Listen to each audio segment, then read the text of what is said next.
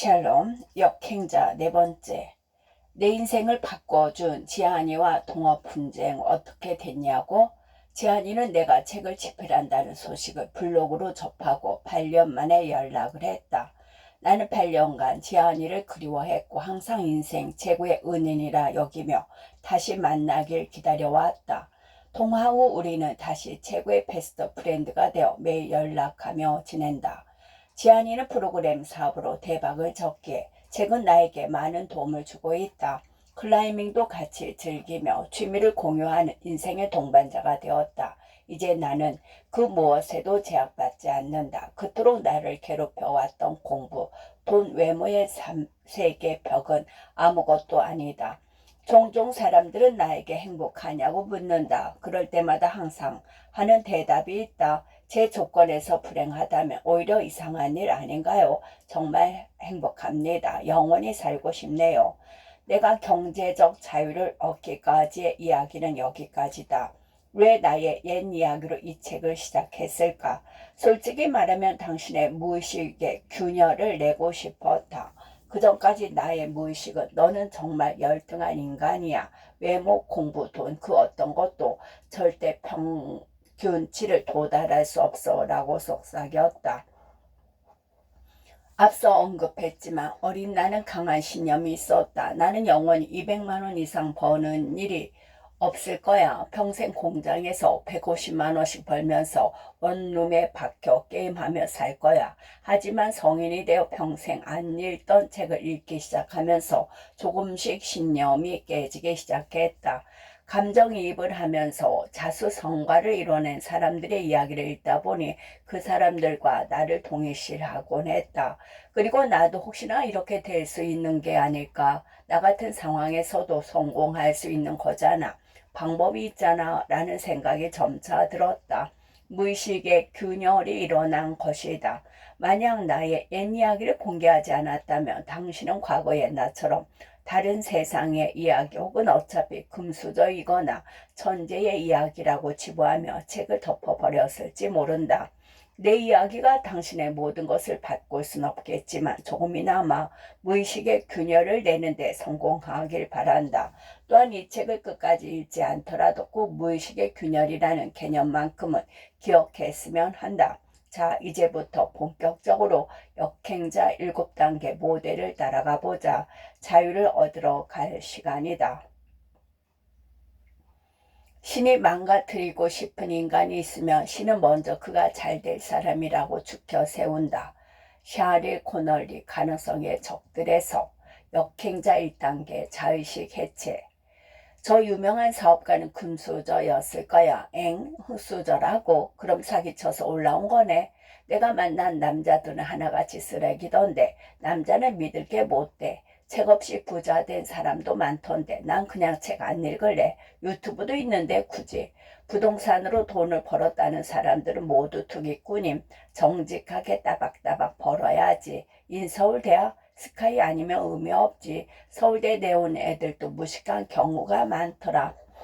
댓글에서 심심치 않게 볼 수 있는 내용이다. 단언컨대 이렇게 말하는 사람 중에 인생에서 자유를 얻을 수 있는 사람은 없다고 생각한다. 위의 내용은 좀 극단적인 예시이기는 하지만 대부분의 사람들은 자의식 때문에 수많은 기회를 놓친다. 자아가 상처받는 걸 피하려다 중요한 배움의 기회를 놓친다.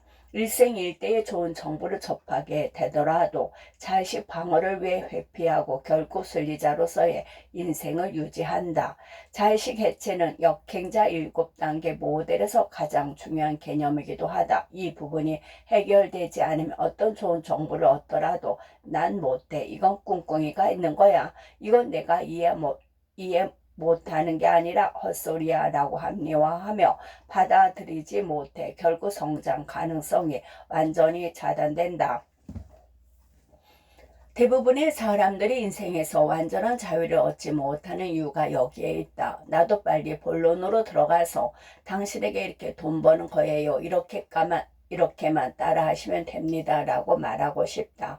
하지만 당신의 방어 기제는 내가 전달하려는 정보를 모두 물리칠 것이다. 자의식을 해체하지 않는 이상 그 어떤 발전도 할 수 없다. 대다수의 머리 좋은 사람들이 일정 나이부터 남 탓만 하며 영원히 발전하지 못하는 이유다. 하지만 새로운 정보를 듣는 데는 10분만 투자하면 된다. 하지만 성공한 친구가 정보를 줘도 잘난 척하지 마세요 라고 생각하며 한 귀로 듣고 한 귀로 흘린다. 자의식은 본인보다 잘난 사람에 대한 거부감을 느끼고 그의 정보를 밀어낸다.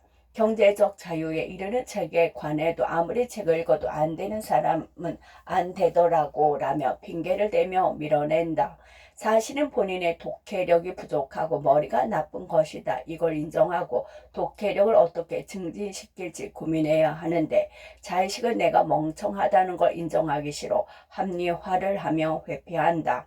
어떻게 그렇게 잘 아냐고? 내가 그랬기 때문이다. 책 읽기는 길어야 하루 30분만 투자하면 된다. 한 권의 책으로 완전히 인생이 변할지도 모르는 일이다. 하지만 사람들은 자아가 약간이라도 손상될까봐 온갖 변명을 대며 책 읽기를 피한다. 돈을 버는 실질적인 방법론을 눈앞에서 가르쳐줘도 저는 돈보다 중요한 가치가 있다고 생각해요. 안 알려줘도 돼요 라고 우화를 떤다.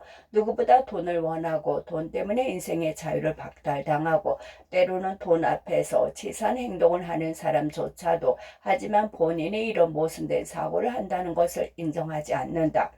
대다수의 사람들은 자의식의 꼭두각시줄에 놀아난다. 이 끈을 잘라내야만 자유로 전진할 수 있다. 자의식은 인간에게 필수적인 심리 기제지만 자유로 가는 거의 모든 길목에서 사람들을 방해한다. 이번 챕터에서는 역행자 7단계 모델 중 첫 번째 자의식 해체를 알아볼 것이다.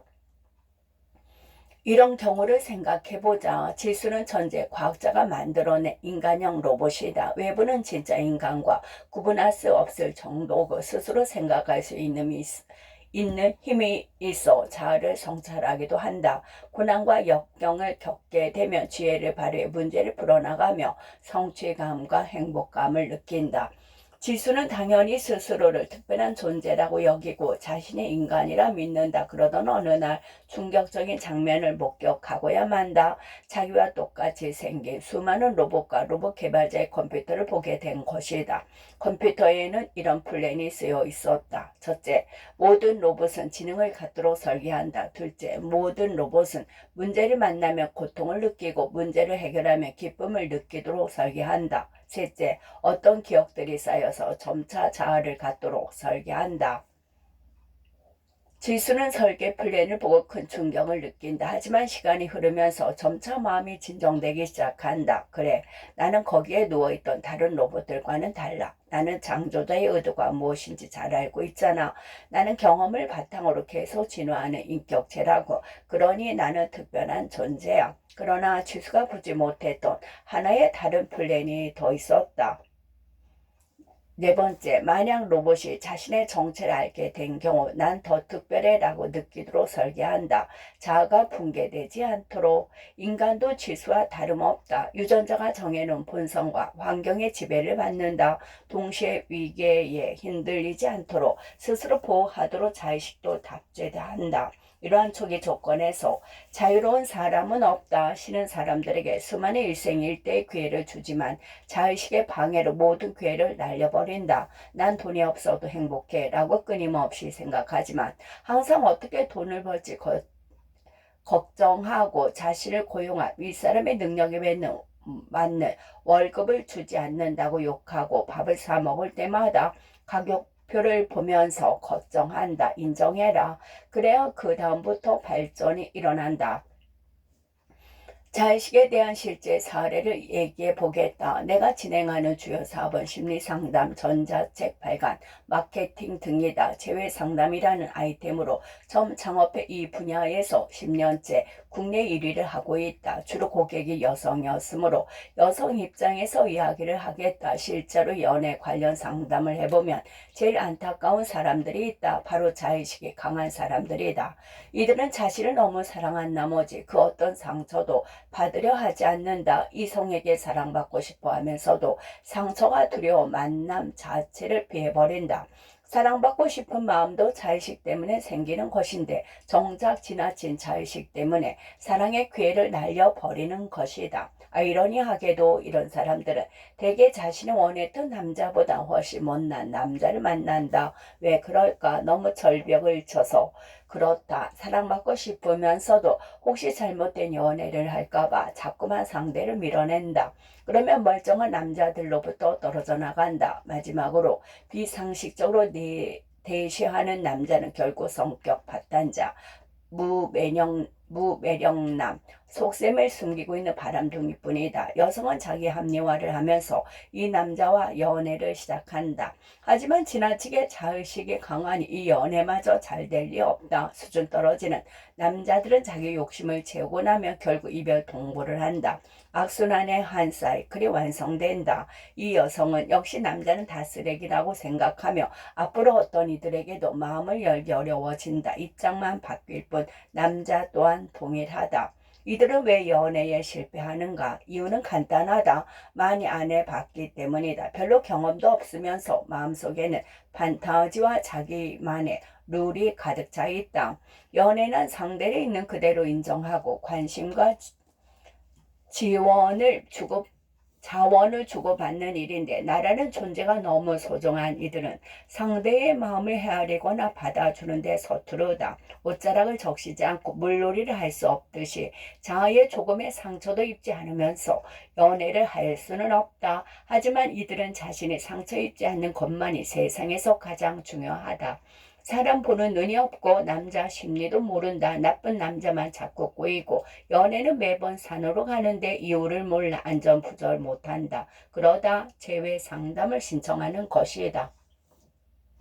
그들은 상담할 때에도 비슷한 모습을 보인다. 하나같이 쿨한 척, 상대에게 미련이 없는 척 행동한다. 이별을 통보한 상대와 다시 만나고 싶어 재회 상담까지 하는 상황이 이미 자의식을 상하게 했을 것이다. 그러니 상담 내용도 비슷비슷하다. 자기는 전혀 잘못이 없고 모두 그놈이 나쁜 놈이었다고 말한다. 물론 그런 연애도 있겠지만 연애사 대부분은 쌍방과실이다. 이런 과도한 자의식은 상담 이후에서 절정에 달한다. 그 사람을 다시 만나고 싶은 게 아니라 복수를 하고 싶어서 왔어요. 그 사람은 진짜 쓰레기거든요. 그녀는 누구보다 상대와 다시 만나고 싶지만 이를 인정하면 자의식이 상처받기 때문에 복수하고 싶어요 라고 말을 하는 것이다. 그럼 나는 이렇게 답한다. 복수는 하되 다시는 안 만나도 상관없다는 말이시죠. 그렇게 해드리겠습니다. 상대는 크게 당황하며 행설수설하다가 완전히 끝인 건 좀 그렇고 상대가 매달리면 다시 생각해 볼 수도 있어요 라고 말한다. 내가 상담한 실내 사례 중 하나인 여성은 자의식 때문에 30살까지 모든 연애의 기회를 놓쳐왔다. 그나마 자신에게 모든 걸 갖다 바치는 남자와 연애를 시작했더라도 서툴기 때문에 관계를 망쳐버린다. 연애 잘하는 법이라는 글을 접할 때마다 이런 것 한심한 여자들이나 보는 것이라고 생각하며 지식을 회피한다. 스스로 관계를 망쳤음에도 이를 인정하지 않고 남 탓만 시전한다. 그리고 남자에 대한 트라우마가 있다고 말하며 그 어떤 남자도 만나지 않는다. 무의식은 그 누구보다 좋은 남자를 만나는 것을 원하지만 회피를 반복한다. 대다수의 사람들이 돈을 대하는 태도도 마찬가지다. 그토록 원하지만 꼭 중요한 건 아니야 라고 말한다. 적은 봉급을 보면서 사회가 잘못되어서 라고 남탓만 시전한다. 돈에 대한 지식이 눈앞에 있더라도 이건 천박한 사람들이나 보는 거야 라고 회피한다. 과잉 자의식으로 모든 기회를 놓친다. 회피만 반복한다. 자의식이 인간을 망치는 이유, 애초 인간에게 자의식이라는 게 왜 있을까? 자의식은 여러 감정과 지식을 엮어서 잘 반응하며 살아남도록 만들어진 진화의 산물이다. 단순한 생물들에겐 자의식이 없다. 에어컨이나 TV 속의 칩이 단순한 동작만 반복하는 것처럼 말이다. 그러나 우리가 쓰는 노트북이나 이보다 복잡한 슈퍼컴퓨터 등은 훨씬 복잡한 운영체계가 있어야 돌아간다. 여기저기에 리소스를 분배하고 입출력 장치를 연결하고 프로그램들을 돌리기 위해서다. 자의식이란 고도의 운영체제다. 그러나 외부 환경에 적응하고 행동하기 위해 만들어진 이 자의식이 지나치게 커지면, 즉 운영체제가 복조하면 원래의 기능대로 움직이기 힘든 상황이 발생한다. 외부 신호를 자꾸 왜곡함으로써 잘못된 판단과 생각에 이르게 하는 것이다. 우리는 왜 이렇게까지 진실을 받아들이기 힘들어할까? 수많은 연구가 수많은 답을 내놓았다. 방향은 비슷하다. 우리의 뇌는 우리의 몸과 마찬가지로 가급적 안정된 상태를 유지하고 싶어 하기 때문이다. 급한 문제에는 오래 생각할 필요 없이 바로 반응하고 원시시대에 맹수가 달려들 때 심사숙고에 들어갔던 조상들의 유전자는 이미 사라졌을 것이다. 별로 중요하지 않은 문제에는 대충대충 둘러대면서 뇌는 가급적 적은 에너지로 많은 일을 처리한다. 그래도 몸 전체 에너지의 20%를 쓴다. 너무 따지지 않고 대강대강 문제없을 정도로만 나와 남을 적당히 속이며 오늘만 대충 수습하는 가성비 최고의 운영체제 덕분에 인류는 이렇게 살아남았다. 그 과정에서 우리 안에는 거대한 자아가 남았다. 아주 거대한. 방금 아주 큰 실수를 저질렀다고 하자. 예를 들어 1년간 모았던 주식을 엉겁결에 손절매한 상황이다. 물론 늘 그렇듯이 주가는 곧바로 치솟아 올라간다. 이제 뇌는 내 자아가 너무 엉망이 되지 않도록 답도 없는 이 문제로 자살에 이르지 않도록 온갖 이유들을 가져다 대며 행동을 합리화한다. 괜찮아. 곧 큰 하락장이 올 거야. 남은 현금으로 더 급등한 종목을 찾아보자. 하지만 호가창을 빨갛게 가로지르며 오르는 그래프를 보니 이 정도 자기 합리화로는 인지 부조화가 해결되지 않는다. 희생양을 찾기로 한다. 이게 다 아까 종목 토론방에서 헛소문을 퍼뜨린 그놈 때문이야. 허위사실 게시물을 개초해서 금강원에 신고할까? 이런저런 바보 같은 생각을 하는 사이 쓰리던 속이 어느 정도 가라앉고 호르몬 수치와 혈압도 차차 정상으로 돌아온다.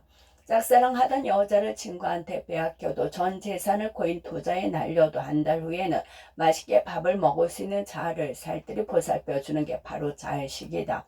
상처를 봉합하고 적당한 스토리를 만들어서 스스로가 일관되며 가치 있는 존재처럼 느끼게 해준다. 내 개성을 만들어내고 다른 사람들에게 매력적으로 보이게 해주며 수많은 인간관계를 잘 처리할 수 있게 해주는 중요한 소프트웨어였을 것이다. 원시시대에는 자의식은 상처를 일시적으로 봉합하는 좋은 심리 기제이지만 인생 전체의 관점에서는 자유를 박탈하고 망쳐버리는 원흉이기도 하다. 예를 들어 앞선 주식 사례에서처럼 말도 안 되는 실수를 저질렀을 때 해야 할 합리적인 생각은 무엇일까?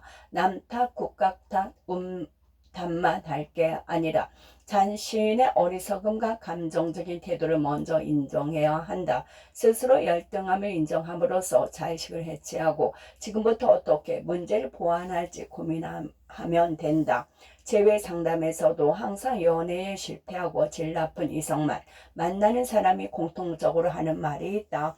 지금까지 만나온 사람들은 다 쓰레기던데요. 이 말은 상대만 문제고 나는 문제가 없다는 뜻을 함축한다. 이런 말을 하는 사람들은 무조건 상대 탓만 하고 과거 연애할 때 기억을 제약으로 치부한다. 반대로 연애를 지혜롭게 잘하는 여성들은 절대 남 탓을 하지 않는다. 내가 보는 눈이 없었다. 상대가 그렇게 하도록 내가 잘못 행동했다고 말하면서 반성을 하고 같은 실수를 저지르지 않도록 발전을 해나간다. 남 탓을 하는 건 자의식을 보호하기 위한 일시적인 방편에 불과하다. 사실 그냥 솔직히 인정하면 된다. 자기가 연애 경험이 많지 않아 질 나아진 남자에게 코가 끼었다는 것을 예를 들어 이런 식으로 말이다. 내가 연애를 못해온 건 남자들의 눈이 잘못되어서가 아니야. 일단 내가 문제가 있다고 생각해보자. 외모, 매력적인 여자들의 공통점을 찾고 이들을 엇비슷하게 따라해보자. 내 스타일만 고집하는 건 문제가 있어. 난 있는 그대로 좋아해주는 사람을 찾는 것 그냥 나 편하자고 했던 말일지도 모르겠어. 그동안 만나온 남자들이 다 이상한 이유는 뭘까? 끼리끼리 만난다잖아. 사실 내가 이상한 것일지도 모르겠어. 연애 지식은 유치하다고만 생각하는 것 오만한 착각일지도 몰라. 일단 연애 지식을 글로라도 배워야겠어. 안 하는 것보단 낫잖아. 이를 창피해하는 게 오히려 문제였던 것 같아. 그나마 만난 남자가 바람을 피웠다. 많은 남자가 바람을 피우긴 하지만 분명히 헌신적이고 좋은 남자들도 있어. 그 남자가 바람을 바람을 피운다면 내 문제가 있을지도 몰라. 이 부분을 생각해보자. 그리고 그 남자가 문제였다면 그런 불의를 만나려면 어떻게 해야 할지 생각해보자. 그냥 내가 부족하다는 걸 인정하자. 고치면 돼. 윗부분을 읽은 사람들은 대부분 당연한 얘기라고 생각할 것이다. 하지만 실제로 이처럼 인정하기란 쉬운 일이 아니다. 단연컨대 이런 사고를 실제로 하는 사람은 1%에 불과하다. 우리의 마음은 자아를 손상시키는 것에 극도로 예민하게 반응하도록 설계되어 있기 때문이다. 실제로 재회의 상담은 지나친 자의식 아래 숨은 자신의 솔직한 욕망을 들여다보게 하는 과정을 거친다. 자기 객관화를 돕는 것만으로는 복잡한 감정이 많이 정리된다. 무엇보다 자의식 해체가 가져다주는 결과는 자유다. 실제 사례. 지영은 디자인 학과를 나온 20대 중반의 여성으로 디자인에 대한 자부심이 있었고 수많은 창업, 경진 대회에서 상을 수상했다. 하지만 그녀의 사업은 순탄치 않았다. 그녀는 이상한 자의식 발동에 걸려 있어서 몇 년간 단 한 번도 수익을 얻지 못하고 제자른 걸음을 반복했다. 그는 어느 날 그녀를 만나 자의식을 해체할 것을 당부했다. 나는 어느 날 그녀를 만나 자의식 해체할 것을 당부했다. 예술은 돈을 벌고서 해도 늦지 않아. 지금 네가 하고 싶은 것 사업이지 예술이 아니야. 디자인에 대한 등신 같은 자존심을 버려. 네가 하고 싶은 건 알겠으나 일단 사람들에게 도움이 되는 일을 해. 멋있는 걸 하려고 하지 마. 학과 친구들에게 창피하다는 감정을 이겨내. 일단 경제적으로 여유로워야 해. 경제적 자유를 얻은 뒤에 예술을 해도 늦지 않아. 가령 디자인하는 사람들은 이상한 자의식 때문에 로고 같은 걸 어떻게 만들어? 라고 생각하는 경향이 있어. 그러기에 기회가 있어. 로고 디자인 사업을 해봐. 너의 쓸데없는 자의식을 버리고. 그녀는 처음에 쇼크를 받고 인정하기 싫어했다. 하지만 결국 자의식 해체에 성공했다. 그리고 순식간에 월 3천만 원 이상 순이익을 내는 사업체를 만들어냈다. 현재는 15명이 넘는 직원과 함께 성공 가도를 달리고 있다. 그 회사의 이름이 헤루다. 두 번째 사례. 교원은 33살의 여성이었고 지혜는 66세 여성이었다. 교원은 여성사업가 모임에서 지혜를 만났다. 모험에 있던 사람들은 모두 나이가 많았는데 둘은 어린 축에 속해서 쉽게 친해질 수가 있었다. 서로 친해지면서 상대가 뭘 하는지 알게 됐다. 지혜는 어린 나이였음에도 모임에 오자마자 급성장해서 매달 3천만 원씩 벌기 시작했다. 교원이도 월 1,500만 원을 버는 대단한 사람이었지만 어린 지혜가 잘 나가는 모습을 보니 화가 나기 시작했다. 처음엔 싸근싸근한 성격이라고 생각했는데 갈수록 뭔가 꿍꿍이를 갖고 접근하는 것 같은 느낌이 들었다. 급기야 부도덕한 일을 벌이는 건 아닐까, 자기 수입을 과장한 건 아닐까 의심하기까지 하게 됐다. 그러다 모임은 자연스레 사라졌고 1년이 흘렀다. 그때까지도 지혜에 대한 질투와 의심을 끊지 못해 혼란스러웠던 교원은 나에게 문제를 털어놨고 나는 자의식 해체에 대해 이야기했다. 교원은 현명한 사람이었다. 그 후 스스로 많은 생각을 했고 결국 자신의 어리석음을 인정했다. 교원은 장문의 문자를 보내 어린 지혜에게 사과의 뜻을 전했다. 그동안 너를 질투했던 것 같다고, 너의 이러한 점들을 정말 배워야 할 것 같다고, 한번 만나고 싶다고 이야기했다. 둘은 어떻게 됐을까? 원래도 친했던 둘은 이제 진짜 절친이 되었고 교원은 지혜의 장점들을 배워나갔다. 자의식을 해체한 그녀는 자신이 직면한 모든 문제를 투명하게 바라보기 시작했고 하나씩 해결해 나가기 시작했다. 그녀는 지금 매월 6천만 원씩 버는 사업가가 되었다. 여기서 중요한 점은 얼마를 벌었냐가 아니다. 자의식을 해체해야 비로소 심리적으로 안정될 수가 있으며 반복하는 실패를 성공으로 전환할 수가 있다. 스스로 멍청하다는 걸 인정하자. 스스로 못났다는 걸 인정하자. 질투하는 대상보다 못하다는 걸 인정하자. 그 다음에 발전이 있다. 자의식으로 자아의 상처를 피하기만 해서는 절대 앞으로 나아갈 수가 없다. 질문.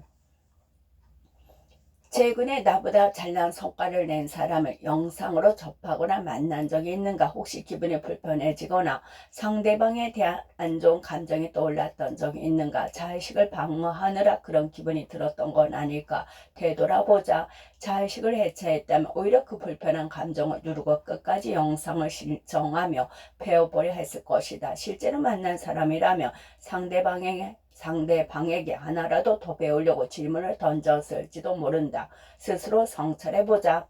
내가 너무 소중한 사람들. 빌 게이츠 그저 운이 좋아 프로그램 하나 만들면 억만장자가 된 사람이잖아. 사실 아이폰을 만든 건 스티브 잡스가 아니지. 잡스가 진짜 천재인 워즈니아크한테 빨대 꽂은 인간이지. 왜 다들 워런 버핏을 현잔이 뭐니 지켜 세우는지 이해가 안 돼. 그 사람 그냥 주식해서 돈 번 거 아닌가? 개미들 피 빨아먹는 투기꾼일 뿐이야.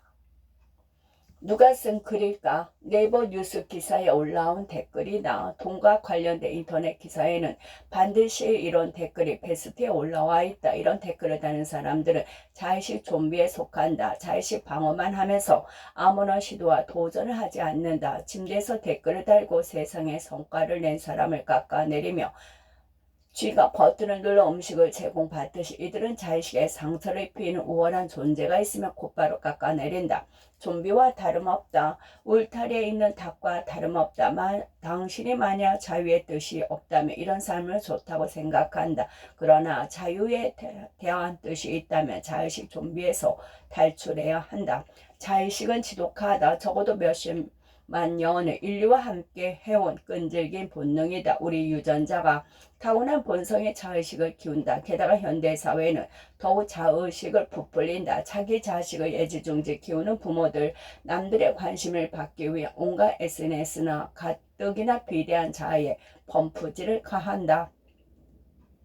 물론 자의식을 만족시키면 당장은 행복할 수 있다. 하지만 공부하지 않는 주식쟁이가 그러하듯 언젠가는 추락하고 만다. 당장은 마음 편할지 몰라도 자꾸 일이 잘못되고 사람들이 떠나게 된다. 그냥 성격이 이상해지는 것만이 아니다.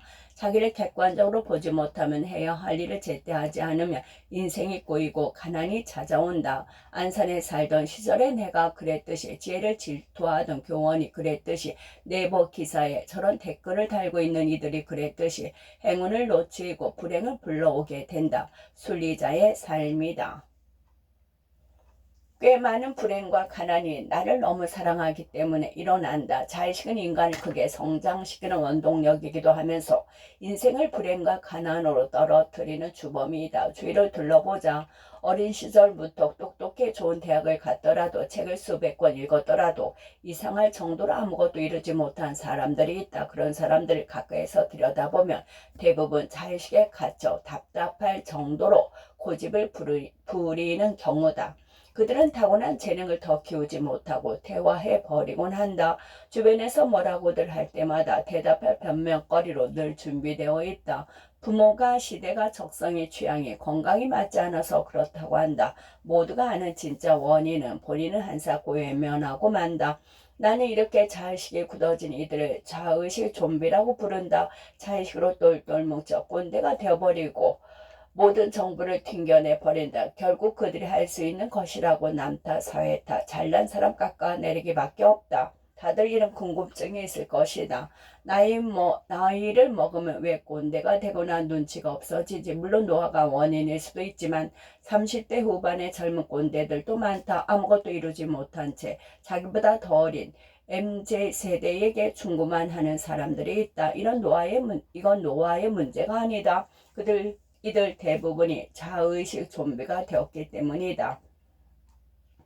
그들은 20, 30대 내내 자의식 좀비로 모든 정보를 튕겨내면서 본인의 자의식을 보호하며 살아간다. 그 결과 본인은 잘났다고 생각하고 세상을 부정한다. 자의식 발동으로 자신에게 상처 입힌 정보들을 모두 무시하지만 이 상처들은 무의식에 쌓인다.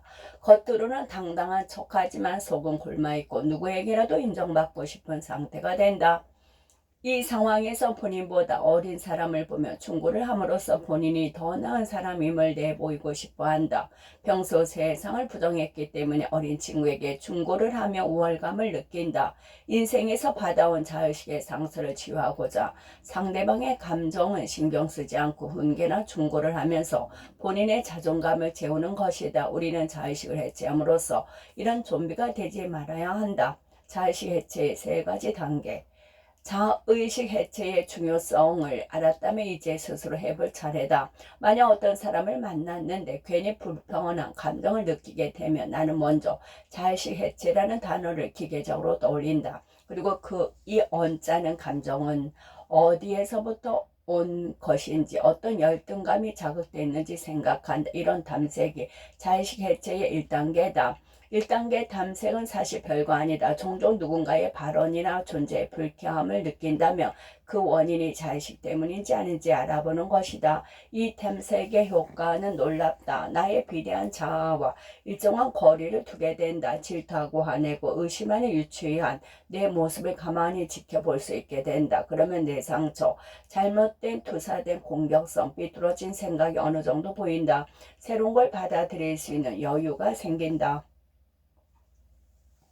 그 다음 2단계는 인정이다.